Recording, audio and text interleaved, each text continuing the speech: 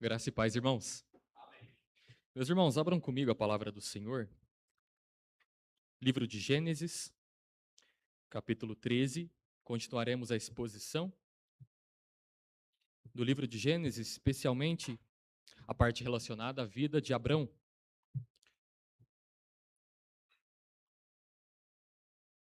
Meus irmãos, leremos do versículo 14 ao versículo 18. Poucos versículos, mas um conteúdo riquíssimo que diz respeito à nossa vida também.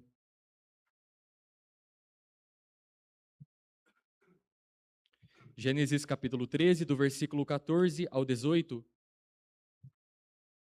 Meus irmãos, a palavra do Senhor diz assim: Disse o Senhor a Abrão depois que Ló se separou dele: Ergue os olhos e olha desde onde estás para o norte, para o sul, para o oriente e para o ocidente, porque toda essa terra que vês, eu te darei a ti e à tua descendência para sempre. Farei a tua descendência como o pó da terra, de maneira que se alguém puder contar o pó da terra, então se contará também a tua descendência. Levanta-te, percorre essa terra no seu comprimento e na sua largura, porque eu te darei. E Abrão, mudando as suas tendas, foi habitar nos carvalhais de Manre, que estão junto a Hebrom, e levantou ali um altar ao Senhor. Aqui, meus irmãos, a leitura da palavra. Vamos orar a Deus, rogando da sua graça, para que entendamos o texto. Oremos neste momento. Senhor nosso Deus, nosso Pai amado, ó Pai, estamos diante da Tua palavra inerrante, palavra inspirada pelo Senhor. Ó Pai, sabemos que a Tua palavra é poderosa. Sabemos que o Senhor a utiliza para moldar a nossa vida, para nos transformar à imagem de Cristo. E por isso nós rogamos, Senhor, que este momento de exposição da Tua palavra nos santifique. Nos faça, ó Pai, santos como o Senhor é santo. Utilize também a vida do pregador para que fale não do seu coração, mas aquilo que está na Tua palavra, Senhor. Instrua-nos, nós te rogamos em nome de Jesus Cristo. Amém. Meus irmãos, o que leva alguém a deixar tudo para trás a fim de obedecer a Deus? O que leva alguém a abrir mão da sua fama, do seu status, do seu poder, abrir mão de dinheiro e todo tipo de coisa que o mundo pode oferecer a fim de servir ao Senhor? Certamente uma das respostas para essas perguntas é a fé nas promessas de Deus. A contemplação daquilo que Deus tem para nós no futuro, ou daquilo que Deus já cumpriu em Cristo Jesus. Certamente isso é visto na vida de Abrão, um crente que vive pela fé, olhando para as promessas do Senhor. Meus irmãos, eu quero lembrá-los do que já tem acontecido na vida de Abrão. Abrão havia voltado do Egito para o Neguebe depois daquele desastroso ocorrido no Egito. Abrão, por conta da fome, foi para o Egito buscar mantimentos, bens materiais, e naquele momento ele percebe que os egípcios podem matá-lo por conta da sua esposa Sarai. Ele então bola uma trama terrível de falar aos egípcios que, na verdade, Sarai é sua irmã, que não é sua esposa. E então Sarai é entregue para Faraó, mas Deus pune a casa de Faraó e traz Sarai a salva. E o que acontece é que então Abraão volta para a terra prometida, que é o Neguebe, e lá acontece mais um teste de fé. No Egito, Abraão foi testado em relação à sua confiança no Senhor, e agora Abraão é testado na sua relação com o seu sobrinho Ló. Lembrem-se que quando eles voltaram, o texto diz, no capítulo 13 de Gênesis, que os dois haviam enriquecido tanto que os seus pastores de gado não podiam habitar no mesmo local. Então houve uma contenda entre os pastores de Ló e os pastores de Abrão. Muito provavelmente essa contenda foi gerada por conta da falta de pasto, por conta da falta de água. E então, para lidar com a situação, Abrão propôs que Ló escolhesse algum lugar para habitar, que Abrão iria na direção contrária. Então, o que acontece é que Ló escolhe habitar nas campinas do Jordão, um lugar que fica fora da terra prometida. E no versículo 12, meus irmãos, nós vemos o contraste que Moisés nos apresenta ao relatar esse caso. Ele diz que Abrão habitou na terra de Canaã e Ló nas campinas, nas cidades da campina, e ia armando as suas tendas até Sodoma. Ló havia feito uma escolha pela sua visão. Ele viu que as campinas do Jordão eram agradáveis, eram boas, eram férteis, mas a sua escolha não foi baseada em fé e confiança no Senhor, porque ele não considerava que em Sodoma havia muitos homens maus e grandes pecadores contra o Senhor. E nós sabemos que essa atitude de Ló vai trazer terríveis consequências, não somente para ele, mas também para a sua família. Então, como uma resposta ao que aconteceu, nós temos agora Deus aparecendo no capítulo 13. Deus não apareceu até este momento, mas o texto mostra que quando Ló se apartou de Abrão, Deus apareceu a Abrão e renova as suas promessas para Abrão. Então, esse texto, meus irmãos, é importante para nós, porque também somos chamados a viver pela fé nas promessas do Senhor. Não somente Abrão foi um crente que viveu pelas promessas do Senhor, não somente os nossos irmãos antepassados tiveram de viver pela fé nas promessas, mas também nós somos chamados por Deus a viver pela fé, confiando nas promessas que Deus tem reservado para nós. Então, quero tratar com vocês, meus irmãos, acerca deste tema. Como você deve confiar nas promessas do Senhor. Eu quero apresentar 3 maneiras pelas quais você deve confiar nas promessas de Deus. Em primeiro lugar, confie nas promessas do Senhor, considerando a terra dada por Deus. Considerando a terra dada por Deus. Vejam, meus irmãos, que no versículo 14 e 15, Deus renova a sua promessa, que daria uma terra a Abrão e a sua descendência. O texto diz: Disse o Senhor a Abrão, depois que Ló se separou dele: Ergue os olhos e olha desde onde estás para o norte e para o sul, para o oriente e para o ocidente, porque toda essa terra que vês, eu te darei a ti e à tua descendência para sempre. Então, nos 13 versículos do capítulo 13, Deus não havia aparecido, mas após a separação de Abrão e Ló, é dito que Deus aparece, e ele então dá uma ordem para Abrão.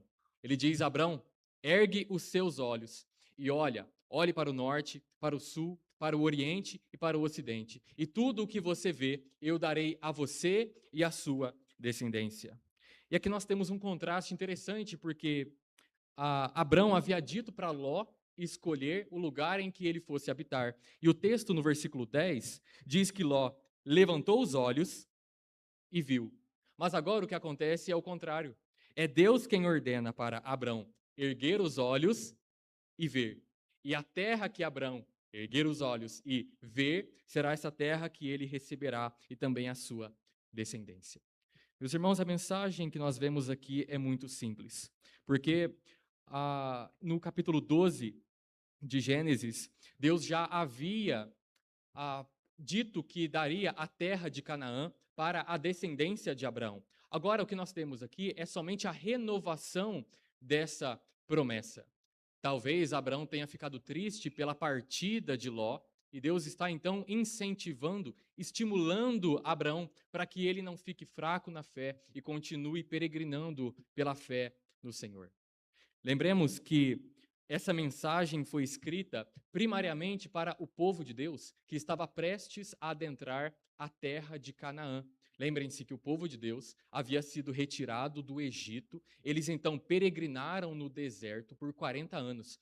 E somente a segunda geração do povo que foi retirado do Egito entrou na terra de Canaã. Então, o livro de Gênesis foi escrito primariamente para essas pessoas que entrariam na terra de Canaã. Então percebam que esse relato traria grande conforto, traria grande confiança e esperança para aqueles nossos irmãos no passado que estavam prestes a entrar na terra de Canaã. Eles olhariam para esse texto e se encheriam de confiança, porque Deus estava renovando a sua promessa ao patriarca Abraão. E Deus cumpriu, meus irmãos, essa promessa. Deus cumpriu na história ao dar a terra para o povo de Deus, e isso aconteceu por meio de Josué. Josué capítulo 21, versículo 43, nós temos o cumprimento desta promessa. O texto diz assim: desta maneira deu o Senhor a Israel toda a terra que jurara dar a seus pais, e a possuíram e habitaram nela. Meus irmãos, a terra de Canaã foi entregue ao povo de Deus. O povo habitou naquela terra e a promessa de Deus foi cumprida. No entanto, meus irmãos, a história do povo de Deus relacionada à terra de Canaã é trágica, porque após a morte do rei Salomão, a história de Israel foi permeada por desobediência e apostasia, e aos poucos a terra de Canaã foi sendo perdida.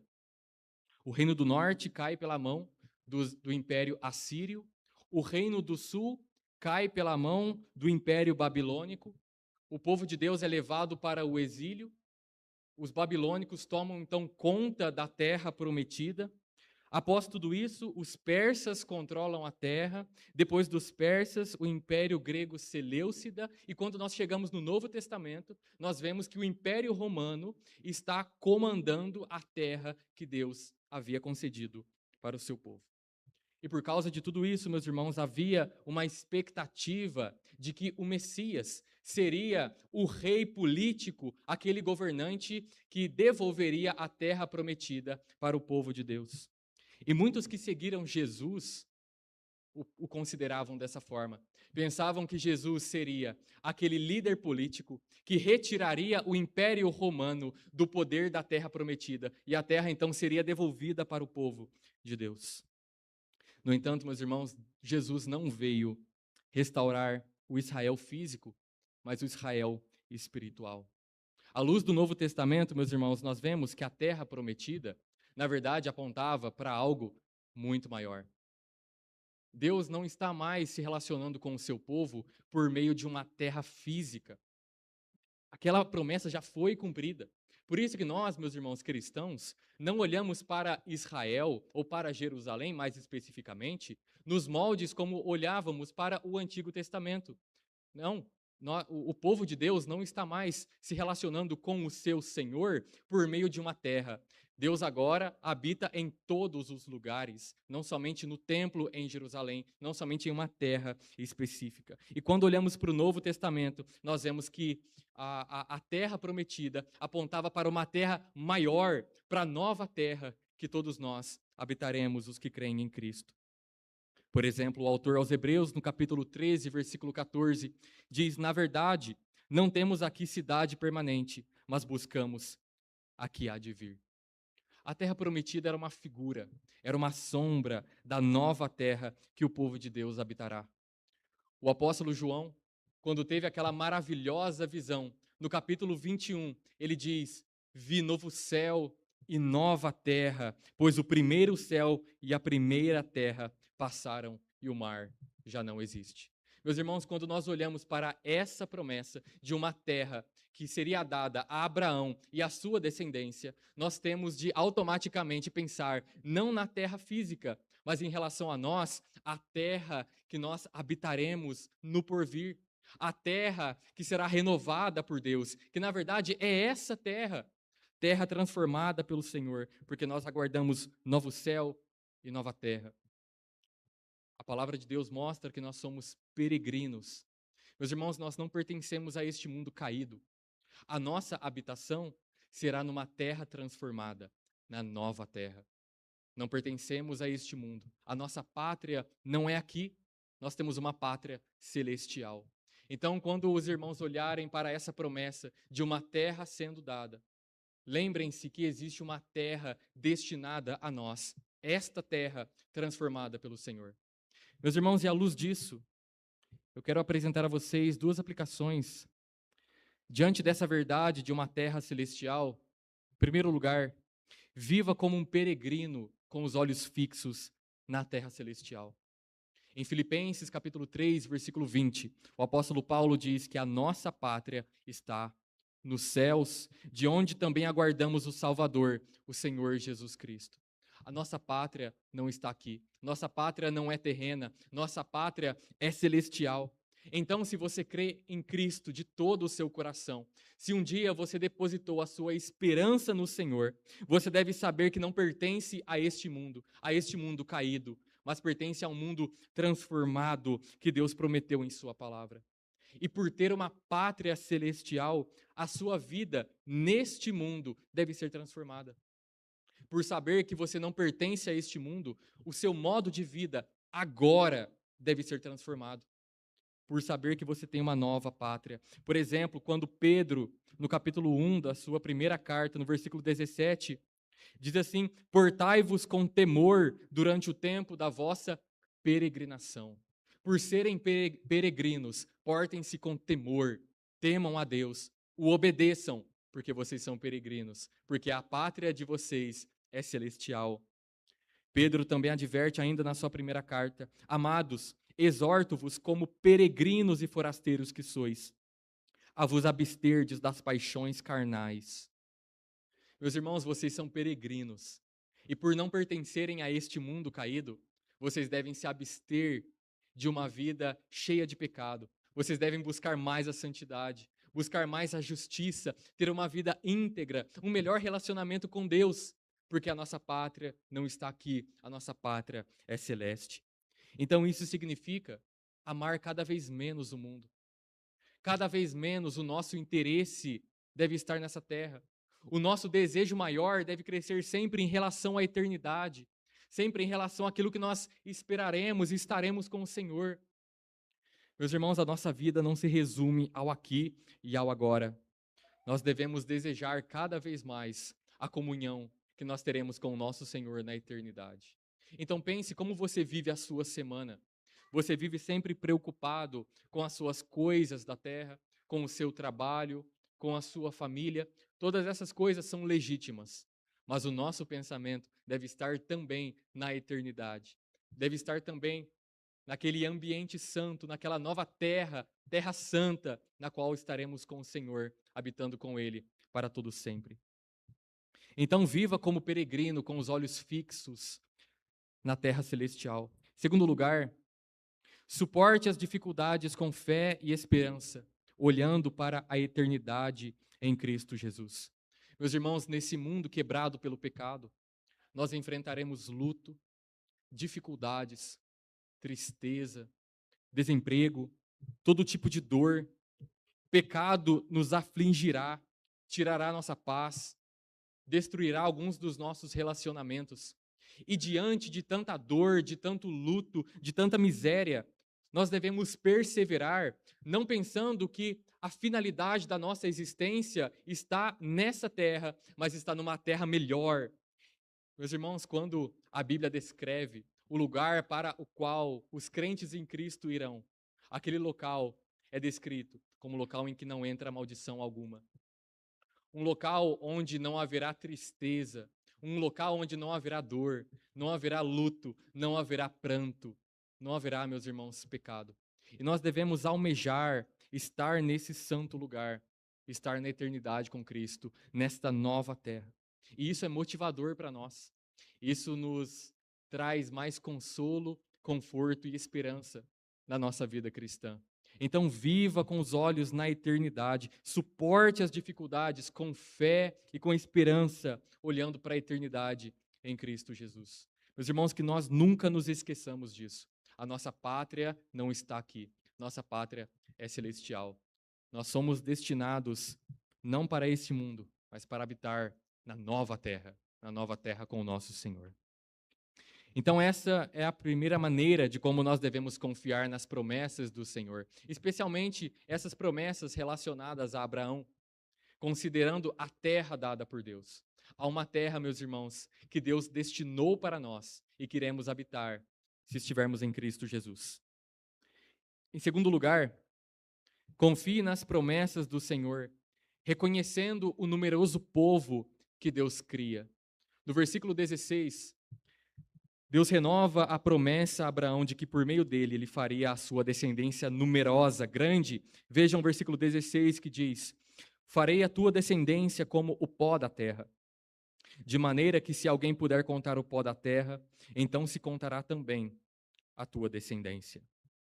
Meus irmãos, após prometer uma terra a Abraão e a sua descendência, o Senhor promete fazer da descendência de Abraão uma descendência numerosa. E não somente a promessa da terra renovada, mas a promessa de que Deus, por meio de Abraão, faria uma grande nação. Lembrem-se que em Gênesis capítulo 12, o próprio Deus disse a Abraão que por meio dele todas as famílias da terra seriam benditas e que por meio de Abraão ele faria uma grande nação. Agora Deus está dando mais detalhes acerca dessa promessa. Lembrem-se que quando Deus criou o homem, ele o criou do pó da terra. E Moisés utiliza essa mesma linguagem para falar como será numerosa a descendência de Abraão, assim como Deus criou o homem do pó da terra. A linguagem do pó da terra é aplicada à questão da quantidade de crentes, da quantidade de filhos que Abraão terá. Essa descendência será incontável, meus irmãos. E neste momento, Abraão não possuía filhos. Abraão também tinha uma esposa que era estéril. Então percebam, Deus está dando promessas a Abraão, mas conduzindo-o a viver cada vez mais pela fé no Senhor. E a promessa dessa descendência numerosa, meus irmãos, também já se cumpriu na história. No final de Gênesis e começo do livro do Êxodo, nós vemos que Israel se tornou numeroso no Egito. E lá vemos o cumprimento parcial dessa promessa. Por exemplo, é dito assim no versículo 7 do primeiro capítulo: Mas os filhos de Israel foram fecundos e aumentaram muito e se multiplicaram e grandemente se fortaleceram, de maneira que a terra se encheu deles. Esse é um cumprimento parcial desta promessa. Também, durante o próspero reinado de Salomão, o povo de Deus se tornou muito numeroso. Vejam o que é dito no livro de 1 Reis. Eram, pois, os de Judá e Israel muitos, numerosos como a areia que está ao pé do mar. Também, quando Salomão pediu sabedoria a Deus, ele disse o seguinte: Agora, pois, ó Deus, cumpra-se a tua promessa feita a Davi, meu pai, porque tu me constituíste rei sobre um povo numeroso como o pó da terra. Percebam que toda essa linguagem está falando acerca do cumprimento dessa promessa. Historicamente, essa promessa já se cumpriu, assim como a promessa da terra dada ao povo de Deus. No entanto, meus irmãos, assim como a promessa da terra tinha um cumprimento teológico, espiritual mais profundo, esta promessa também possui um cumprimento teológico, espiritual e mais profundo. À luz do Novo Testamento, essa descendência numerosa se cumpre na pessoa de Cristo Jesus. Paulo aos Gálatas interpreta diretamente essa profecia, dizendo assim: Ora, as promessas foram feitas a Abraão e ao seu descendente. Não diz e aos seus descendentes, como se falando de muitos, porém como de um só, e ao teu descendente, que é Cristo. Então a conclusão de Paulo é: se sois de Cristo, também sois de Abraão e herdeiros segundo a promessa. Meus irmãos, é por isso que quando nós colocamos a nossa fé em Cristo, nós nos tornamos descendentes de Abraão e passamos a adentrar nessa grande família que Deus está reunindo, criando ao longo da história. Nós passamos a ser partes da família de Deus. Em Cristo Jesus, Deus fez um único povo de judeus e gentios. Ele quebrou o muro de separação, o muro da inimizade e fez de ambos um só em Cristo Jesus. É desse jeito que a promessa a Abraão de que a sua descendência seria numerosa se cumpre na pessoa de Cristo. Porque quando nós colocamos a fé nele, nós nos tornamos herdeiros das promessas feitas a Abraão. E como isso se aplica a nós? Quero destacar aqui 3 coisas. Em primeiro lugar, alegre-se por fazer parte do povo de Deus, pois isso é fruto da graça do Senhor. Meus irmãos, nós somos descendentes de Abraão, como lemos na liturgia, pela fé. Isso significa que quando nós participamos ou quando fazemos parte do povo de Deus, isso não acontece pelo nosso mérito, não acontece pelas nossas obras. Nós não angariamos méritos o suficiente para chegar diante de Deus e falar: eu tenho o direito de participar dessa família, eu tenho o direito de ser chamado herdeiro de Abraão. Isso tudo acontece pela fé. Meus irmãos, nós somos pecadores. E o único meio de fazer parte dessa família bendita, abençoada por Cristo Jesus, é colocando a fé em Cristo. Então alegre-se nisso, porque se você faz parte da família de Deus, é porque você um dia colocou a fé em Cristo. E Deus então abriu as portas da sua casa, abriu as portas da sua família, para que você adentrasse essa família maravilhosa. Isso tudo acontece pela graça de Deus. Então alegre-se nisso. Alegre-se por ser descendente de Abraão pela fé. Segundo lugar, alegre-se por fazer parte do povo de Deus nessa vida presente. Meus irmãos, a igreja do Senhor é composta por pecadores redimidos, que crescem e se tornam mais parecidos com a sua cabeça, que é Cristo Jesus. E fazer parte desse povo maravilhoso é uma grande bênção para nós. Aqui nós temos irmãos de todas as condições, de todos os níveis de educação, mas todos nós somos membros do mesmo corpo, somos membros da mesma cabeça, que é Cristo Jesus. E como igreja, nós temos diversos privilégios. Nós somos cuidados por Deus, somos fortalecidos por Deus, somos protegidos por Deus, somos socorridos por Deus. Isso tudo, meus irmãos, porque fazemos parte da família do Senhor, por sermos herdeiros de Abraão pela fé. Então alegre-se porque você faz parte da igreja do Senhor. Alegre-se porque você faz parte do povo de Deus nessa vida, apesar do pecado, apesar de tantos problemas que encontramos na nossa sociedade.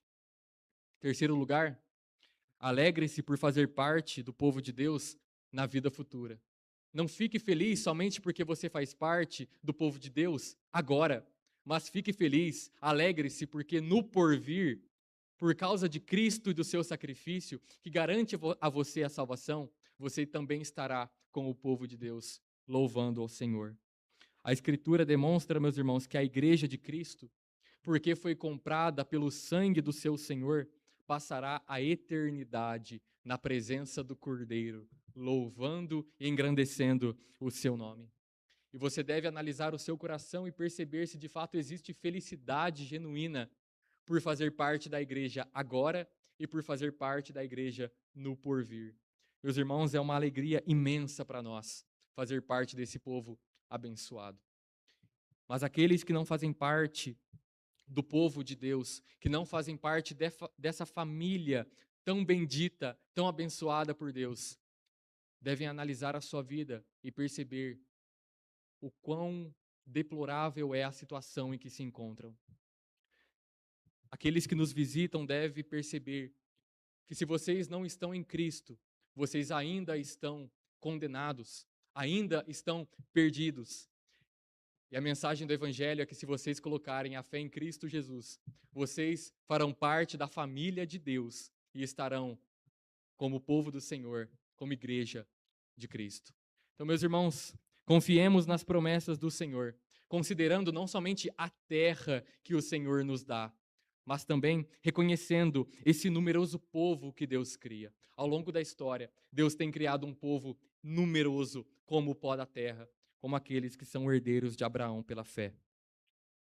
Em terceiro e último lugar, confie nas promessas do Senhor respondendo com obediência. Vejam o versículo 17 e 18. Deus diz a Abraão: levanta-te, percorre essa terra no seu comprimento e na sua largura, porque eu te darei. E Abraão, mudando as suas tendas, foi habitar nos carvalhais de Manre, que estão junto a Hebrom, e levantou ali um altar ao Senhor. Então, após renovar as suas promessas, Deus ordena que Abraão percorra aquela terra. E isso para nós talvez soe um pouco estranho. Qual é a ligação, qual a relação entre Abraão percorrer aquela terra e ele obtê-la? Mas uma coisa está totalmente ligada à outra, meus irmãos. Naquele tempo, o ato de percorrer a terra simboliza a aquisição dela. Ou seja, percorrer a terra é um ato simbólico de que a terra passará a ser posse de Abraão. E esse ato de percorrer a terra era uma prática muito comum nos tempos antigos. Por exemplo, vou dar alguns exemplos para vocês. Quando um novo faraó era colocado no trono, ele fazia o que era chamado de circuito do muro, ao redor da cidade, demonstrando que a cidade era sua. Então ele deveria percorrer a cidade como uma forma de demonstrar que a cidade era dele. Também, lembrem-se quando Deus ordena que o povo de Israel cerque a cidade de Jericó por 7 dias, para que a cidade passe a pertencer ao povo. Lembrem-se também do que Deus diz a Josué no versículo 3: todo lugar que pisar a planta do vosso pé, vô-lo tenho dado, como eu prometi a Moisés. Então vejam que existia uma prática de você percorria tal lugar e aquele lugar passava a ser sua posse, sua aquisição. É isso que Deus está ordenando a Moisés, a Abrão. Abrão, levanta-te e percorra essa terra, porque eu darei a você. Onde você pisar a planta dos pés, essa terra será sua e da sua descendência. Então, o que Deus exige de Abraão? Exige obediência. Ele quer que Abraão viva pela fé e obedeça às ordens que Deus tem dado a ele. Meus irmãos, o texto não apresenta Abraão cumprindo essa ordem de Deus, porque no versículo 18 nós temos a informação de que Abraão, mudando as suas tendas foi habitar nos carvalhais de Manre. Mas nós podemos ter a certeza que, de fato, Abraão cumpriu essa promessa de Deus, porque no final do versículo 18, nós temos Abraão levantando um altar ao Senhor. Lembrem-se que o fato de erigir um altar, dedicar um altar ao Senhor, expressava adoração, expressava obediência, expressava consagração. Então, quando alguém erigia um altar ao Senhor, essa pessoa estava adorando a Deus, consagrando o lugar ao Senhor. Então, nós podemos ter a certeza que, de fato, Abraão cumpriu essa ordem do Senhor. E com esse relato, meus irmãos, Deus queria ensinar ao povo de Israel, para quem Moisés primeiramente escreveu, que a terra prometida, de fato, era deles por direito divino. Deus havia ordenado que Abraão percorresse aquela terra, e de fato, Abraão percorreu pela fé. Abraão havia respondido com fé e obediência à ordem de Deus. Por isso, de fato, a terra prometida era deles. E aqui nós percebemos o paralelo entre a vida de Abraão e a nossa. Da mesma forma que Abraão percorreu a terra prometida pela fé, crendo que Deus a daria a ele e à sua descendência, assim nós, meus irmãos, percorremos essa terra como peregrinos, crendo também que Deus dará a nós. Como eu disse a vocês, o nosso destino final não é o céu. Isso é o que nós chamamos de estado intermediário, mas o nosso destino final é esta terra transformada por Deus. Mateus 5, versículo 5. Cristo diz que bem-aventurados são os mansos, porque herdarão a terra. Vejam que os bem-aventurados que são mansos, eles herdarão a terra. Isaías 66, versículo 17, pois eis que eu crio novos céus e nova terra. O texto de Apocalipse 21, João diz que ele viu novo céu e nova terra. Meus irmãos, esta terra transformada por Deus é o nosso destino final. Esse é o lugar em que nós habitaremos com o Senhor por toda a eternidade. E o que Deus requer de nós por meio desse relato? O mesmo que ele requeria de Abraão e daqueles crentes que entraram na terra prometida, que tivessem fé e obedecessem à voz do Senhor. A vida de Abraão, meus irmãos, representa muito bem isso. O autor aos Hebreus diz que pela fé, Abraão, quando chamado, obedeceu. Percebam que verdadeira fé e obediência estão totalmente relacionadas. Alguém que tem verdadeira fé haverá de obedecer ao Senhor. É impossível que verdadeira fé não gere verdadeira obediência. Então, diante das promessas que Deus nos faz, nós devemos responder com fé e com obediência. Eu quero apontar duas coisas importantes aqui.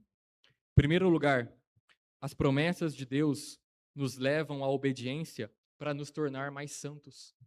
Meus irmãos, quando nós contemplamos aquilo que Deus nos prometeu, nós devemos nos encher de desejo para que nós nos tornemos mais parecidos com o nosso Senhor, que tenhamos mais santidade de vida. Por exemplo, quando o apóstolo Paulo escreve a sua segunda carta aos Coríntios, ele diz assim: tendo, pois, ó amados, tais promessas, purifiquemo-nos de toda impureza. Percebam que na visão do apóstolo Paulo, ao considerar as promessas de Deus, qual deve ser a nossa atitude diante delas? Deve ser de purificação de vida, santidade de vida. Então faça uma autoanálise. Perceba se você, quando contempla as promessas que Deus fez a você na sua palavra, se você se enche de maior desejo de ter uma vida santa, se você se enche de maior desejo por obedecer ao Senhor, porque é isso que o Senhor deseja de nós. A santidade de vida evidencia a nossa confiança e fé nas promessas de Deus. Então, se você confia em Deus e em suas promessas, Deus diz a você: seja santo, purifique-se. Segundo lugar, as promessas de Deus nos levam a adorá-lo. Nós vemos no texto que Abraão, por contemplar as promessas de Deus, edifica um altar. E essa é a linguagem de alguém que adora a Deus. Meus irmãos, quando nós olhamos de Gênesis a Apocalipse, ao que Deus já nos prometeu, das promessas que ele já cumpriu e das promessas que ele ainda há de cumprir, a nossa atitude diante de tudo isso deve ser de adoração. Nós devemos nos dobrar diante de Deus e adorá-lo, bendizer o seu nome, porque ele tem feito maravilhas em nosso favor. Adore ao Senhor, porque ele já cumpriu a promessa de conceder a você um redentor. Meus irmãos, na plenitude dos tempos, Deus enviou seu Filho. Seu Filho fez-se carne, habitou entre nós, cheio de graça e de verdade, teve uma vida santa, morreu em nosso lugar, ressuscitou em nosso favor. Vejam que promessa maravilhosa que foi cumprida desde Gênesis 3,15, de que o descendente da mulher pisaria na cabeça da serpente. E depois de muitos anos, Deus cumpre essa promessa em nosso favor, os eleitos de Deus. Então adore o Senhor por isso. Adore porque ele já cumpriu essa maravilhosa promessa. E adore o Senhor pelas promessas que ele ainda vai cumprir. Meus irmãos, eu quero concluir lembrando vocês dessas 3 maneiras pelas quais nós expressamos a nossa confiança nas promessas de Deus. Em primeiro lugar, confie nas promessas do Senhor, considerando a terra dada por Deus. Há uma terra a qual nós somos destinados. Esta terra. Lembremos-nos disso.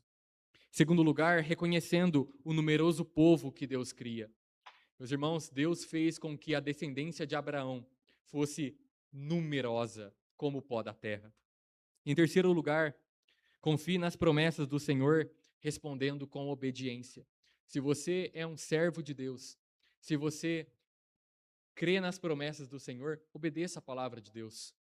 Obedeça a palavra do Senhor. A minha última palavra, meus irmãos, é que apesar de sermos chamados a confiar em Deus e nas suas promessas, em última análise, nós não conseguimos confiar plenamente no Senhor.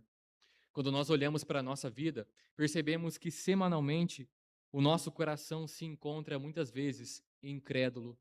Muitas vezes nos encontramos insatisfeitos com a nossa relação com o Senhor.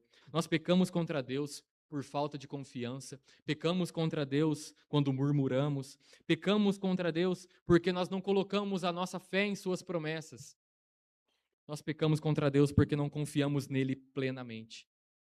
Então, se pensarmos que o nosso relacionamento com Deus, se pensarmos que o nosso relacionamento está única e exclusivamente fundamentado na nossa confiança no Senhor, meus irmãos, nós seremos tomados de desespero. O nosso relacionamento com o Senhor não depende da nossa confiança nas promessas de Deus.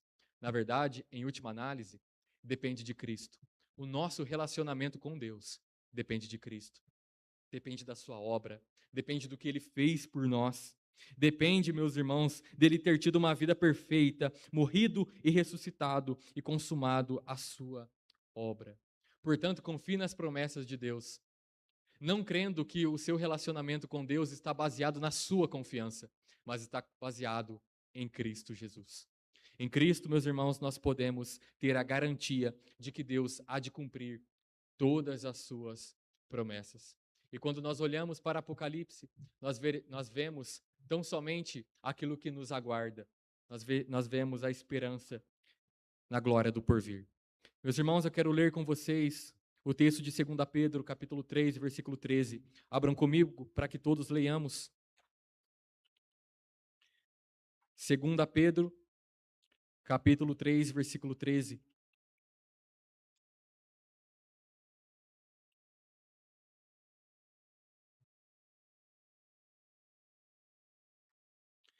Leiamos, irmãos, para que essa palavra fique em nosso coração. Leiamos todos juntos. Nós, porém, segundo a sua promessa, esperamos novos céus e nova terra, nos quais habita justiça. Meus irmãos, nós esperamos novos céus, nova terra. Nossa vida não se limita aqui. Nossa pátria é celestial. Louvemos ao Senhor por isso. Amém.